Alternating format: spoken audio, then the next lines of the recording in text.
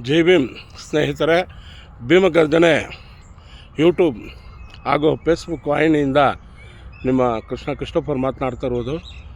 ಈಗ ರಾಜ್ಯದಲ್ಲಿ ಅಶಾಂತಿಯನ್ನು, ಮತಬೋಧನೆಯನ್ನು ಹಾಗೂ ಹಿಂದೂವಾದವನ್ನು ಹೇರಿಕೆ ಮಾಡ್ತಾ ಇರ್ತಕ್ಕಂಥ ಪುನೀತ್ ಕೇರಳಿ ಈತ ಇವತ್ತು ಮಲ್ಡ್ರಿಸ್ಟ್ ಆಗಿದ್ದಾನೆ.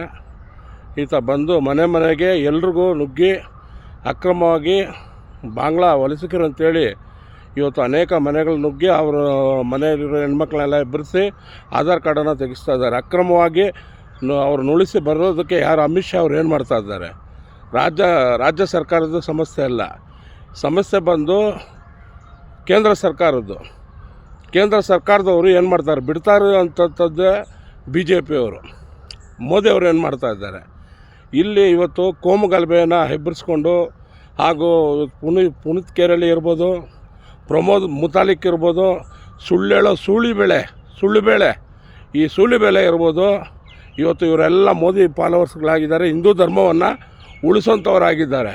ಹಿಂದೂ ಹೆಣ್ಮಗಳಿಗೆ ಸೌಜನ್ಯ ವಿಷಯದಲ್ಲಿ ಇವ್ರಿಗೆಲ್ಲ ಗಂಡಸ್ತಾನ ಇಲ್ಲ.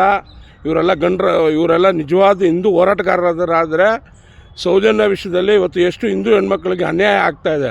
ಫಸ್ಟು ಆ ಹಿಂದೂ ಹೆಣ್ಮಕ್ಳಿಗೆ ನೀವು ಹಿಂದೂಗಳಾಗಿದ್ದರೆ ಮೊದಲನೇದಾಗಿ ಅವ್ರಿಗೆ ನ್ಯಾಯ ಕೊಡಿಸಿ, ಅವ್ರಿಗೆ ಹೋರಾಟ ಮಾಡಿ. ಅದ್ರ ವಿಷಯವಾಗಿ ಒಬ್ಬನಿಗೂ ನಿಮ್ಗೆ ದಮ್ಮಿಲ್ಲ.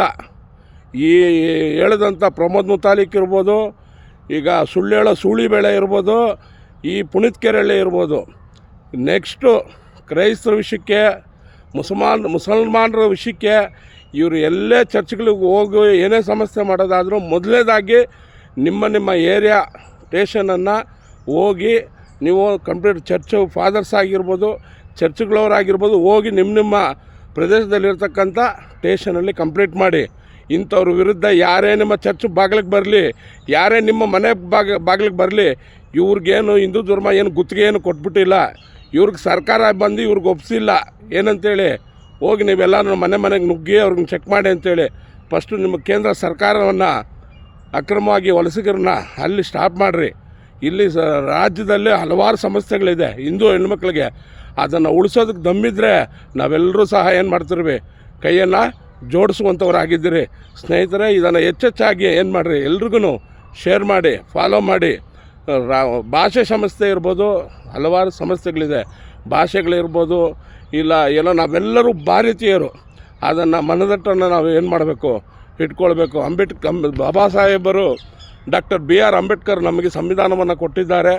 ಆ ಸಂವಿಧಾನದ ಪ್ರಕಾರವಾಗಿ ಯಾವ ಮನುಷ್ಯ ಬೇಕಾದರೂ, ಯಾವ ಧರ್ಮಕ್ಕೆ ಬೇಕಾದರೂ ಸಹ ಅವನು ಸ್ವಇಚ್ಛೆಯಾಗಿ ಹೋಗ್ಬೋದು, ಕಾನೂನಿದೆ. ಇವ್ರು ಯಾರು ನಮಗೆ ಹಿಂದೂ ಧರ್ಮದಲ್ಲಿ ನಾವು ಇದ್ದೀರಿ ಅಂತೇಳಿ ಕೆಟ್ಟೋದ್ರೆ ಇವ್ರು ಯಾರು ದುಡ್ಡು ಕೊಡೋರಲ್ಲ, ನಮ್ಮ ಕುಟುಂಬಗಳು ನೋಡೋರು ಇವ್ರು ಯಾರೂ ಅಲ್ಲ. ಈ ಸಮಾಜದಲ್ಲಿ ಈ ರೀತಿ ದ್ವೇಷದ ರಾಜಕಾರಣಗಳನ್ನು ಮಾಡಿ ಹಲವಾರು ಇವತ್ತು ನಮ್ಮ ಹಿಂದೂ ಗಂಡ್ಮಕ್ಳು ತಿಳಿದೆ ಇವರ ಒಂದು ಎಲ್ಲ ರೀತಿಯಾದಂಥ ಕಾರ್ಯಗಳಿಗೆ ಬಲಿ ಆಗ್ತಾ ಇದ್ದಾರೆ. ನಾವೆಲ್ಲರೂ ಸಹ ಏನಾಗಿರೋಣ, ಎಚ್ಚರವಾಗಿರೋಣ. ಕಾನೂನಿದೆ ನಮಗೆ. ಆದ್ದರಿಂದ ಇದನ್ನು ಸ್ನೇಹಿತರೆ, ಇದನ್ನು ಹೆಚ್ಚೆಚ್ಚಾಗಿ ಶೇರ್ ಮಾಡಿ. ನಿಮ್ಮ ಯಾವುದೇ ರೀತಿಯಾದಂಥ ಕಾರ್ಯಗಳು ಮಾಡೋದಾದರೂ ಕಾನೂನು ನಮಗೆ ಕೊಡಲ್ಪಟ್ಟಿದೆ. ಆ ಕಾನೂನು ಚೌಕಟ್ಟಲ್ಲೇ ಈ ಎಲ್ಲ ಕಾರ್ಯಗಳನ್ನು ಮಾಡಬೇಕು. ಧನ್ಯವಾದ. ಜೈ ಭೀಮ್.